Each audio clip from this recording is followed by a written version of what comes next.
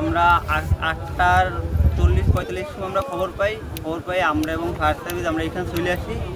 আসার পর স্থায়ী লোকজন দুটো নৌকা নিয়ে উদ্ধার অভিযান কাজ করে এবং আমাদের লোকজন এবং ফায়ার সার্ভিস আশপাশে খোঁজখবর করে, কিন্তু এখন পর্যন্ত তাদের কোনো সন্ধান পাওয়া যায়নি। ঘটনা ঘটে গিয়েছে, আমরা এর জন্য আন্তরিকভাবে দুঃখিত।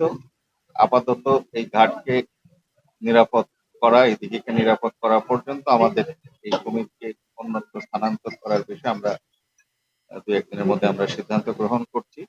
যতক্ষণ পর্যন্ত এই দিঘি পর্যটকদের জন্য নিরাপদ না হচ্ছে, আমরা এখানে আরো আমাদের পাহারা বা আমাদেরকে এখানে স্বেচ্ছাসেবী তারা নজরদারি করবে এবং এই কুমিরকে আমরা আপাতত হয়তো অন্যত্র স্থানান্তর করার বিষয়ে চিন্তা ভাবনা করবো।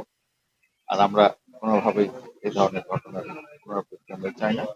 ঐতিহ্য যেমন আছে, কিন্তু সেই ঐতিহ্য মানুষের জীবনের চেয়ে মূল্যবান হতে পারে না। আমরা এই জন্য কাজ করব।